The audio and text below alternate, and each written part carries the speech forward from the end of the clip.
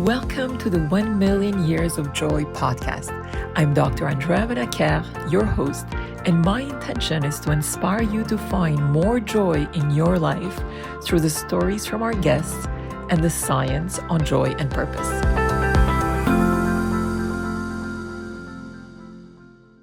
Brad, welcome. It's such a pleasure to have you with us today. Thank you so much for having me today, Andrea. I appreciate it. Brad, your experience spans not just entertainment, but also health and medicine. Let's talk first about your work in the field of cancer metabolism and the Cancer Revolution documentary series you have directed. Tell us more about it and the inspiration behind it. Yeah, I'll just make clear. Yeah, I do have a background in the entertainment industry, but I don't have any kind of a medical degree, or I'm not a doctor. So the only medical studying I've done is just by reading books on my own, just the citizen scientist, as I've been called before, just to get that clear. But this idea of the documentary came about because my wife, Maggie, who can't be with us today, she had a stage 4 cancer diagnosis. She had lung cancer, and it had metastasized to her all over her lymph nodes and even 2 metastases in her brain.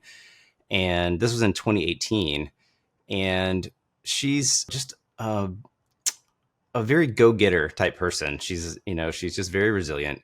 And she started just voraciously reading when she got cancer. And one of the things that she found that really helped her, or that just sort of resonated with her, I should say, was cancer as a metabolic disease. Nation Winners has a book that really resonated with her.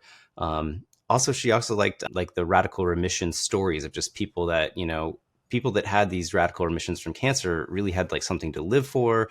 They had something that was motivating them. That really resonated with her too. And the amazing thing is, so she started doing a ketogenic diet and fasting. She started using some off-label drugs and supplements. And 1 year later, we were kind of caught off guard. We went in for just a routine scan, and it came back with no evidence of active disease. There were still remnants of like her tumor that was there. You could still see it, but it wasn't utilizing sugar. So for a while, she had written a blog about this. She was kind of writing the blog just to let people know like what she was doing, and for family members and friends. And it sort of grew, and more people who had cancer were finding her blog. And we just decided that we wanted to share this with more people. And so we decided we would make a documentary, but we really felt like we needed to get a few key people on board before we could, really get it out there. So we knew Travis Christofferson through some conferences and other avenues, and he said yes, and he pulled Tom Seyfried into it for us.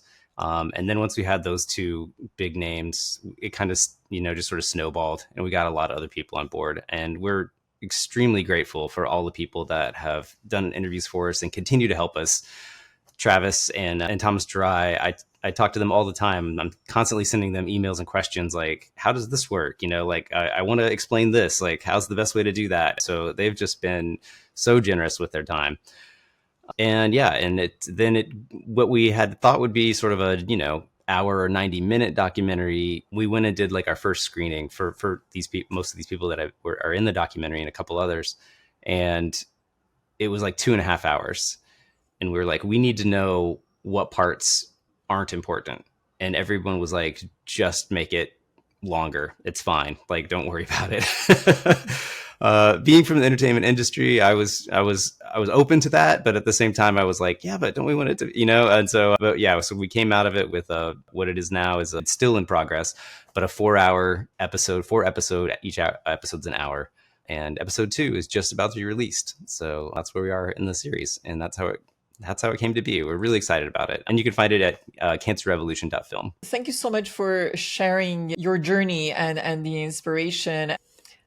Tell us more about what you have discovered in the process since Maggie's diagnosis as it relates to metabolic health, particularly for our listeners that may not necessarily be very familiar with these terms. I'll just sort of briefly explain the metabolic theory of cancer, which is the modern day theory, which is very frequently not taught or explained as a theory, but it is a theory still. It hasn't been scientifically proven, is that cancer forms from genetic mutations. This is actually close to almost disproven with the Cancer Genome Atlas, which happened in the early 2000s. They thought they could find the specific mutations that cause specific types of cancer. And when the Cancer Genome Atlas was done, they found none. There's not a single mutation that is like the first mutation for lung cancer or the first mutation for breast cancer. That's just not how cancer works. So there's this idea now that, well, it's a bunch of random mutations that accumulate over time. That's the best that science can kind of do. And it is still just a theory. But Thomas Seyfried and some other scientists before him, Otto Warburg and Peter Peterson, they were looking at cancer from a different perspective. And one of the things that they noticed was that cancer cells take up a ton of glucose, and glucose is basically just sugar. And so they take up 10 times more sugar than regular cells do. And so what's really interesting is that people started looking and see like, okay, well, how can we come up with some therapies that build off of that? And there is mostly anecdotal evidence at this point, although there is a clinical trial at Cedars-Sinai in San Diego that's right now for keto for glioblastoma patients. But that's what the idea was, is like, well, what can we do to sort of to work off of this idea that cancer cells use more sugar than regular cells? And the idea was, well, if we cut down on carbohydrates and lower the blood sugar of people that have cancer, could we see an effect? And so that's what I'm saying. There's a lot of anecdotal evidence that people have used these therapies, keto and fasting, and had amazing results. So that's in a nutshell. That's kind of the idea, is to lower your blood sugar in lots of ways possible. It can be through diet, it could be through drugs and other things. And I just want to mention really quickly that we're not advocating this as an alternative to conventional treatment. It works actually pretty well in conjunction with standard of care. A lot of times you can actually lower the amount of chemotherapy that a patient has, or radiotherapy. You can lower the levels that you need, because those are both more effective when you're fasting or in a ketogenic state. Your normal cells kind of go into a protective state, and the cancer cells leave themselves more open to these therapies. So it's actually, we're seeing some of the best results with people that do both. So, yeah. Amazing. And can you share a little bit more details in terms of the actual healthy eating and lifestyle changes that Maggie and maybe yourself have implemented as a result of the recent journey you've been on in the last few years? So yeah, Maggie when she started looking into this, one of the things that she hit on was the ketogenic diet. We love a book that's called Keto for Cancer by Miriam Kalamian, for somebody who's trying to do a deep dive into this. She explains it, and she also has recipes. So it's a really great book. But yeah, this idea with a ketogenic diet, what you're doing is you're basically cutting out carbohydrates. So you're not having any sugar, any starches, no potatoes, no French fries, unfortunately. That's one of the hardest ones for me. And so what this does is it lowers your blood sugar, which is one of the fuels that cancer uses. So it's pretty simple. A lot of people say like you can starve cancer, but honestly, that's kind of untrue. It's just a way to think of it, like in your mind, right? You can't actually completely wipe out your blood sugar. In fact, you don't want to. There's parts of your body, including your brain, that use the glucose. So you need to always have some glucose. But the idea is you can just reduce it so that you're just getting enough to your healthy cells. There's kind of none left over for the cancer cells. And Maggie went on this diet, and I think she was on it for like about a month, something like that. And I'll be honest, it was partially because I was, trying to be supportive. And at the same time, she was cooking dinner every night for herself, and she was just being like, okay, so you just do whatever you want. And at some point I just kind of got a little lazy, and I was like, okay, I'll just eat what you're eating. That's fine. Right. She was eating all these great salads and, lots of fats and lots of avocados. And so then I also joined her about a month later on that ketogenic diet. So I've been on a sort of, I'm kind of what I call lazy keto. Like, I'm mostly eating keto, but every once in a while, we're on vacation or something, and I'll cheat a little bit. But that's only a couple times a year that I feel like that happens. But yeah. Then the other one is just fasting, right? when somebody wants to get into a ketogenic state, the fastest way to do that is just to fast, right? Just don't eat anything. And that's like usually there's been times in Maggie's, since she's been cancer free, she sort of has, let's call it a scare, right? Like she just isn't feeling really well. Her cancer tumor markers might like sort of pop up just a little bit. And she's like, I'm going to just buckle down. I'm going to, like go back to what's worked. And she frequently will start that by doing a fast, like a 3 or 5 day fast. And then she'll ease back into a ketogenic diet. And what has happened, there's been like 2 or 3 times when this has happened where it's like we see she gets her blood tumor markers checked every month, but she only gets scans done every like 3 or 4 months, right? And so she'll sort of feel bad in between scans. She'll batten down the hatches, fast, do some keto. And by the time we get to the scan, her blood tumor markers are already back to normal and the scan is clean. So we really don't know, if in these cases, if she, actually had any kind of cancer coming back, but it's just great to be able to stay on top of it like that. So, and I know in the US, a lot of doctors sort of poo-poo the blood tumor markers. And it is because not all of them are, not all of them work really well, like the way Maggie's has. But I just would encourage people that if they have a blood tumor marker to try and follow it up. You can get testing done by an outside lab. It's relatively inexpensive and it's worked really well for Maggie. I know people that it hasn't worked really well for her as well, but a lot of people just dismiss it out of hand right off the bat. And I feel like it's something that's underutilized.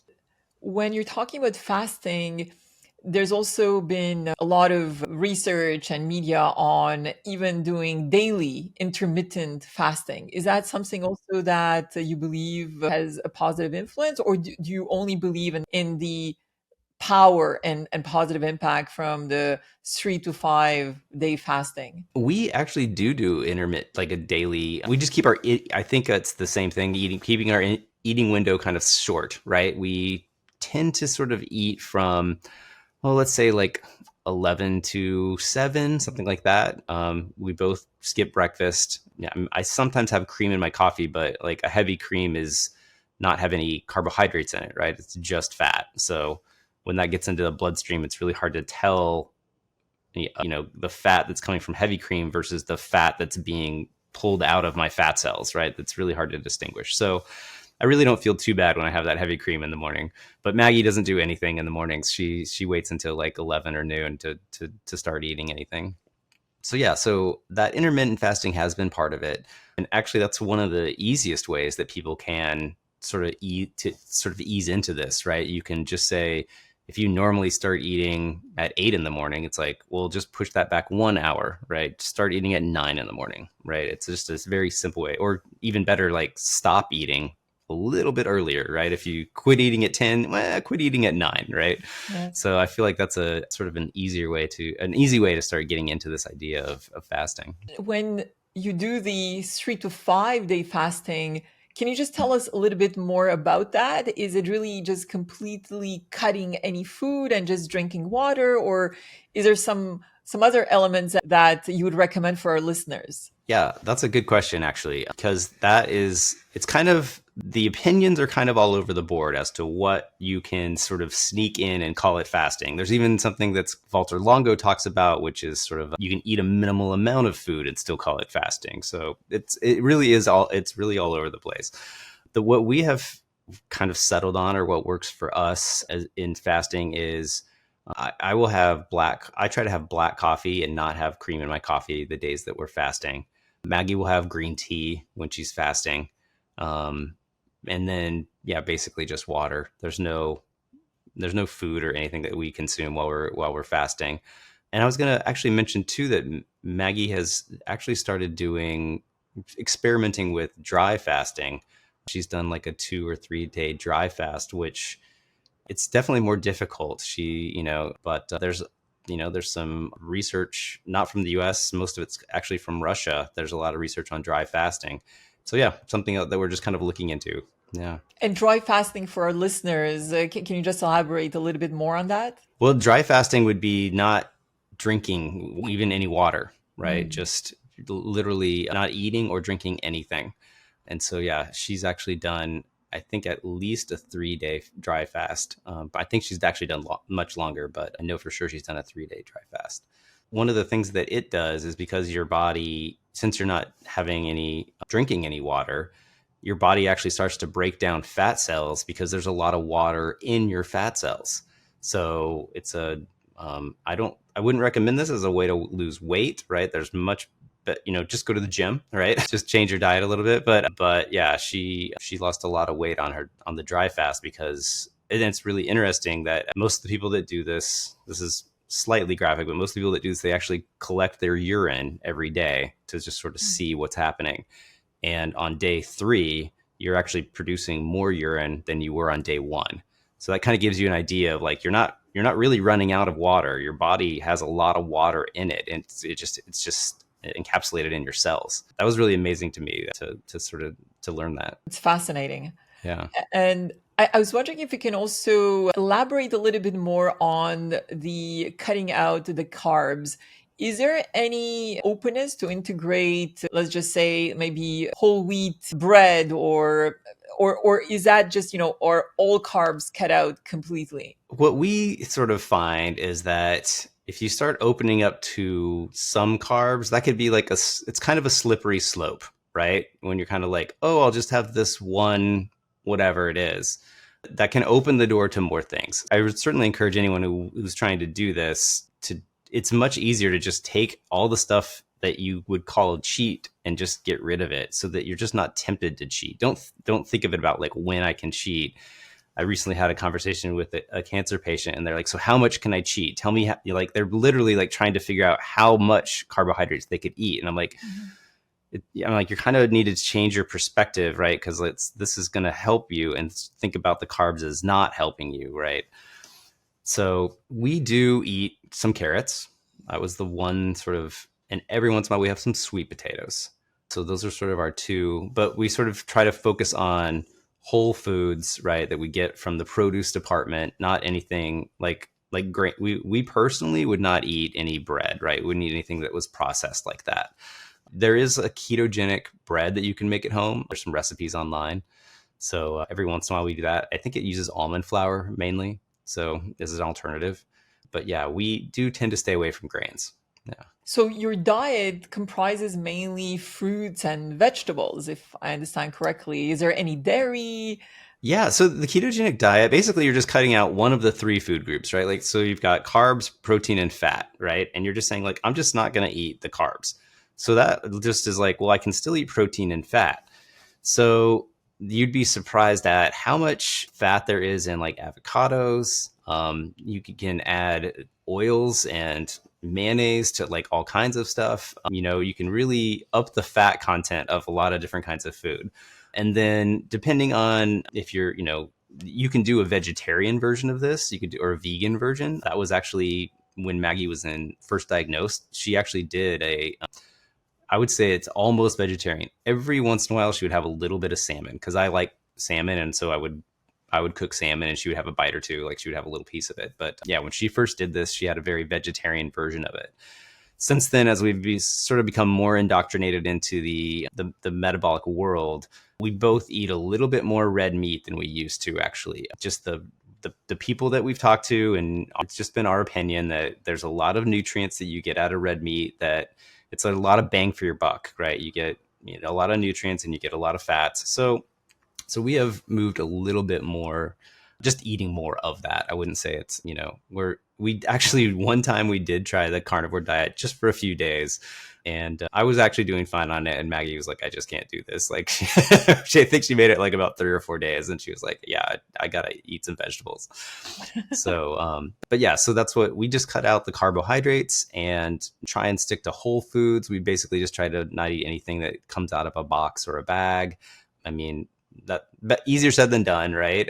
But yeah, we basically just shop in the produce department and in the butcher department. That's, or fish. We eat a lot. We live in Seattle, so the salmon is amazing here. So we eat a ton of salmon. We actually do eat an average amount of dairy. I love blue cheese. We try and get organic. That's the one thing we try and get: organic cheeses or grass-fed cheeses when we can, so that they're just, healthy and clean.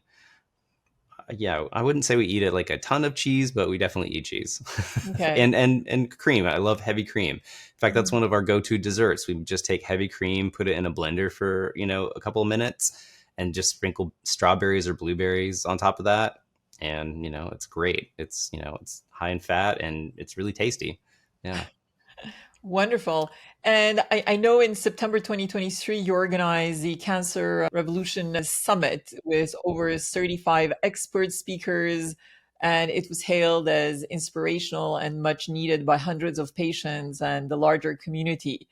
What were some of the key highlights that you can share with us from that summit?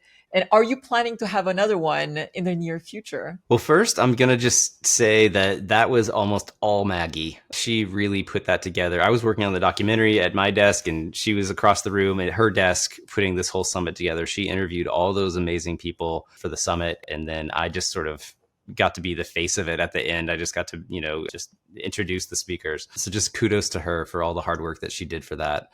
We don't plan right now. There's not a plan to do another summit. Basically, the summit evolved because we blew up the documentary into so many episodes, and the final episode is going to be the one that talks about therapies. And, you know, I basically was like, well, we could jump ahead and do like the last episode and put it out. But I feel like that'll be, I'm not sure if that would work or, how it would end. And Maggie's like, I want these therapies out there. I want people to know about them. So that's where the summit came from, was we want to be able to share these ideas with people. And so, yeah, to me, some of the highlights, I mean, we had a lot of great speakers, but some of the highlights were actually, we had cancer patient panels on there. So we had a panel of, we had 4 people that had brain, either astrocytomas or glioblastomas. They had lived 9, 10, 11, and 12 years. That was just sort of happened, these magic numbers. But yeah, it was a 9, a 10, 11, and a 12. And they were all doing great, right? That panel was amazing, just talking to these people, because glioblastoma, I mean, the life expectancy is less than a year. Yes. And so usually it's only around 6 months, honestly. It's a very aggressive brain cancer. And so to me, that was just amazing to sort of be in the presence, virtually, of all these people that had gone through this and were doing great. They had done very much the same things that I described to you that Maggie's done, right? Ketogenic diets, fasting, right? A couple of them, or I think maybe all of them, honestly, had done surgery. So they had the tumor removed, which surgery is one of those therapies that we actually are pretty behind, right? Just if you can get in there and remove the tumor and then just, have everything else just kind of heal up, that it seems to work pretty well. So anyway, that was one of the highlights for me. We also had Thomas Durai. He did an open-ended Q&A where he literally was just like, you've been to conferences before where they're like, okay, we've got 3 minutes for Q&A, right? And it's like, maybe 1 or 2 questions get asked. He literally sat with me for like 3 hours, and we just, at the very end of the conference, and we just answered everybody's question that we possibly, that was online, every question that we could. So that was also a highlight of, because we want people to get this information and help understand it. So yeah, a lot of that was, pointing people to more resources where they could find things. So that was a highlight as well. I'm trying to remember, I think it was 4 days of, 8-hour days. So there was, so many sessions. One of the other highlights for me personally is we got an email just a few weeks ago from someone who was like, hey, I went to your summit last year, and I just wanted to let you know that I'm now cancer-free. I listened to some of the things that were said and started implementing them, and they're now cancer-free. So that really, warms my heart. That's why we're here. That's what we're trying to do. How beautiful.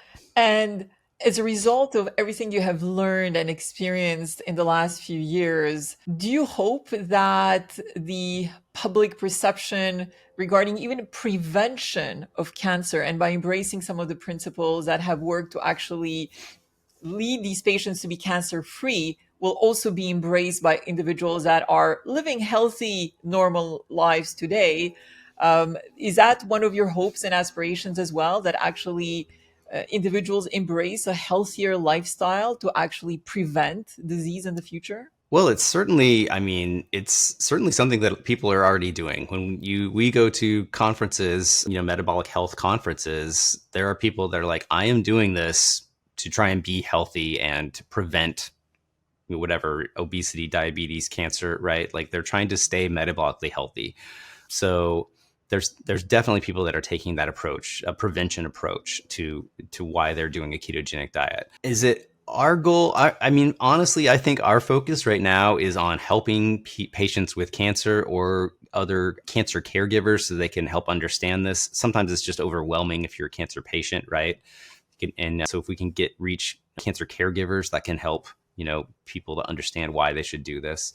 So that's really where our focus is right now. But if this can be embraced more by, the mainstream, it certainly could become a way for people to, to prevent cancer I think in the future. Yeah. Truly believe in everything you have shared. And I had a guest actually on the podcast a couple of months ago who is a doctor. And he was also sharing stories of cancer patients that really have transformed their lives completely. And one of the things that we talked about is the importance of purpose and how Mm-hmm. certain individuals actually had such a strong purpose and Yeah. reason to live that it literally allowed them to overcome cancers as the one you were describing earlier, where normally the life expectancy is barely a couple of months. And these individuals are still living and thriving 10, 15 years later, which is so impressive. So I wanted to get your view on the importance of purpose to complement the healthy lifestyle and everything you have shared until now, the fasting and so on. What is your view on the importance of purpose in helping patients, if you wish, become cancer free? I do think it's important, right? Like just to break it down to my world, it almost becomes like a binary choice, right? It's like, are you going to do this diet that's very difficult and hard, or are you going to just keep eating the way that you want to? And it's the people with purpose, as you call it, the people that are motivated to live or that have something to live for, that are willing to make this difficult choice, right? There's so much pleasure that we prescribe to eating ice cream, right? Or, eating cake, right? It's like we think of that as, at the end of a hard day of work, you're going to, give yourself a treat, right? And so it's difficult to make this sort of mind shift and stop doing that. And believe me, we have actually talked to people that come to us and they're like, they're not knowing exactly what we do. And they're like, we've heard there's some amazing things that have happened. We want you to help us. And when we describe it to them, they're like, oh, well, I'm not going to do that. I'm not going to stop eating ice cream. And so, yes, I think you do have to have, at least to some degree, this idea of, I have something to live for. I have something that is just a reason to keep going. It's kind of sad. And in my experience, there's people that just kind of want a pill. They just want that sort of like, just give me the pill, just give me the pill. And it's like, this is a little bit more difficult. So, and yeah, and I think that having this idea of a sense of purpose really helps. And I imagine that everything that you and Maggie have experienced in the recent years has also shifted hugely your view on life and your view on the importance of appreciating every single moment and being more in the now. Is there anything you can share about that, please? Well, you're exactly right. When you have a terminal cancer diagnosis, I think it's probably natural that you just sort of start to embrace every day that you have. And that is something that Maggie started to do, and it's rubbed off on me. That, yeah, it's just, we were walking the dog yesterday, and it was just like, enjoying the sunshine and, and just like, watching him roll around in the grass. It's just like, just savor those moments. Right. And I think there's a lot of, we live busy lives, right? And it's really easy to kind of like to let those moments pass, or we're always thinking about the future, right? It's like, I got to do this so that I can do that, and it's like, well, stop and enjoy the moment that you're in as much as you can. Maybe they're not all great moments, but like when you can, and prioritize those moments a little bit. I think that we've done that more, where, it's like we've both sort of just chosen to slow down a little bit the work. It's just made a huge difference in our lives, just being able to, just enjoy the moments. So Mm. yeah.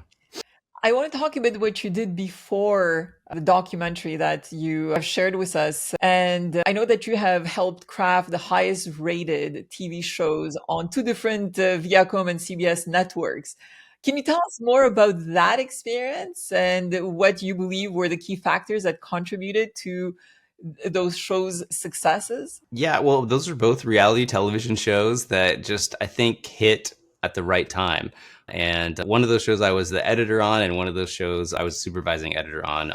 And one was on MTV. It was called Jersey Shore. I'm sure a lot of your viewers have heard of it. That was a really fun experience, actually, being part of that. And then the other one was called it's called Party Down South, and it was on the CMT network. It was very much a like Jersey Shore, but with people that live in the South.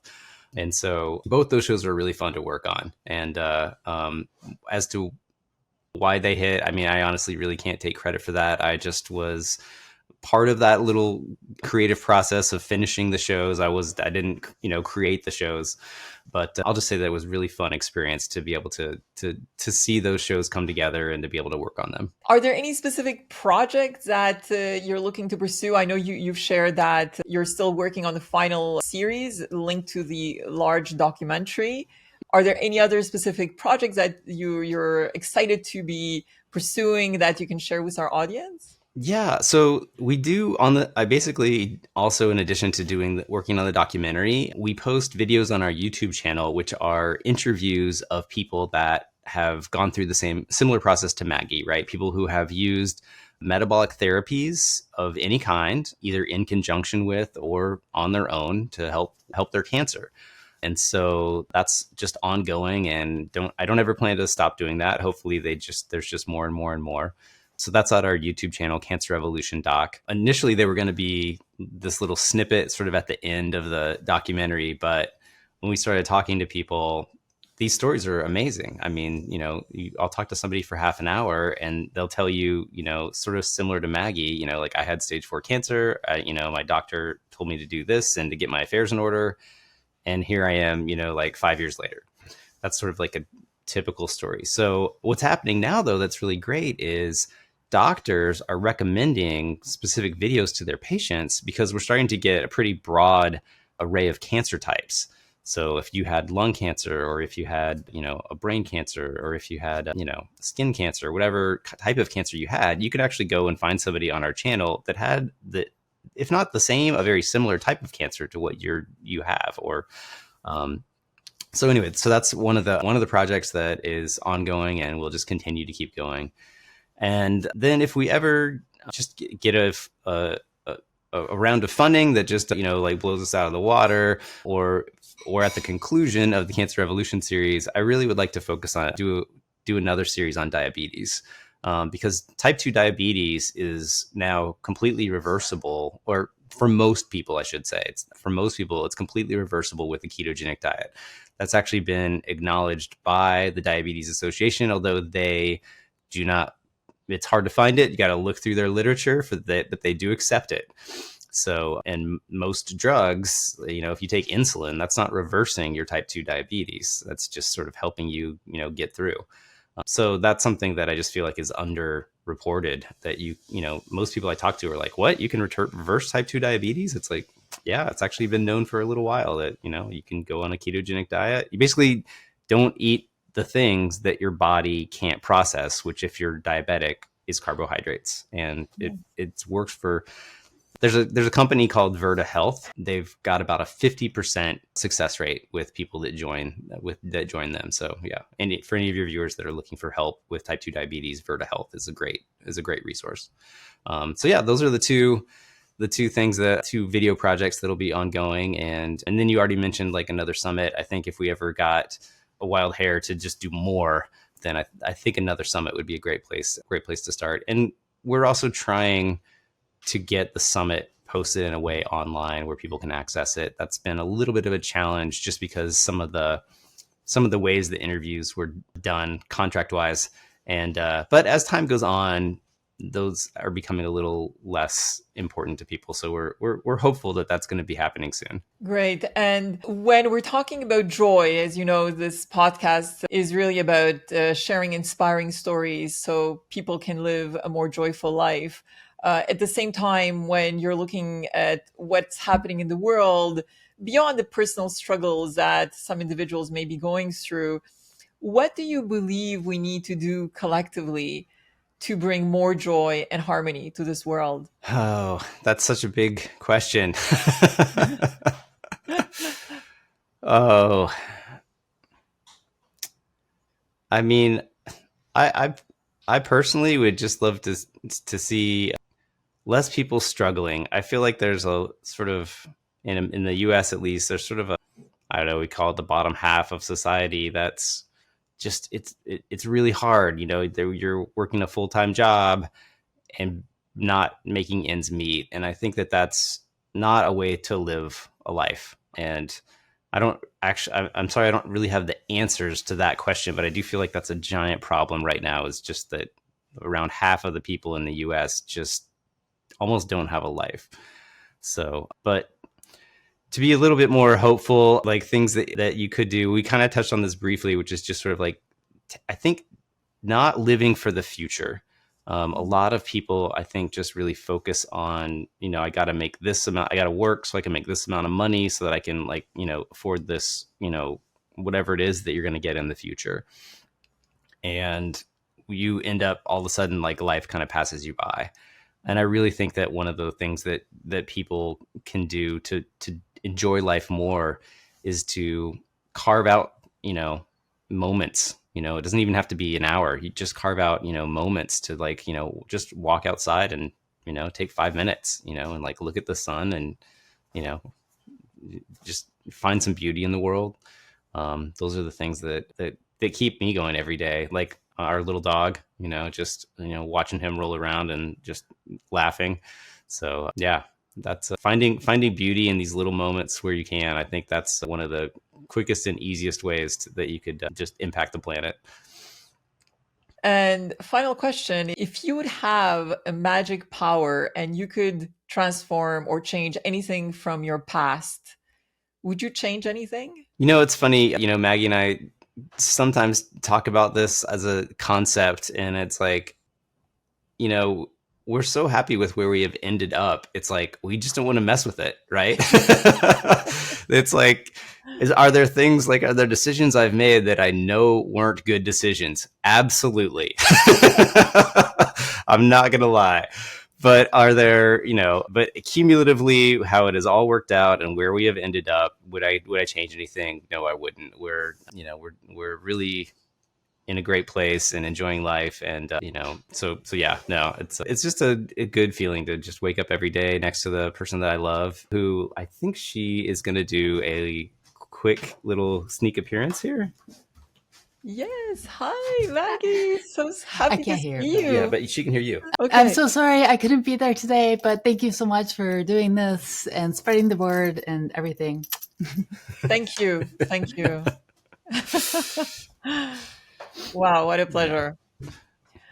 Any final words of wisdom that you may wish to share with our audience, Brad? Honestly, the one that we try to tell people if they're, you know, dealing with cancer, and I think this can spread to almost any disease, is that with the medical community the way it is right now, you really need to be your own advocate.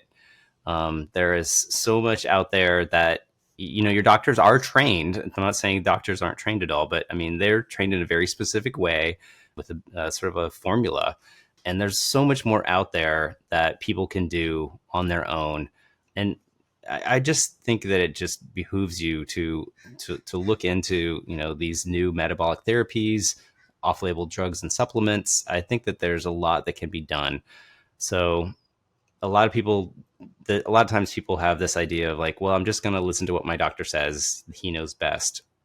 And I would question that. You know, I would definitely, like, your doctor, you care more about yourself than your doctor does, right? So yeah, be your own advocate. That's what I would really want people to do. Wonderful. Brad, it's been an immense pleasure to speak with you today. I really, really believe in the power of what you're doing. And it's just phenomenal, not only to see the transformation in your life, in Maggie's life, and in her remission. I wish you both a lot of joy in the future and look forward to being connected and learning more about all the wonderful projects that you'll be pursuing. Thank you, Andrea. And thank you so much for your podcast. I think you're spreading way more joy than I am. So thank you so much for having me. Thank you.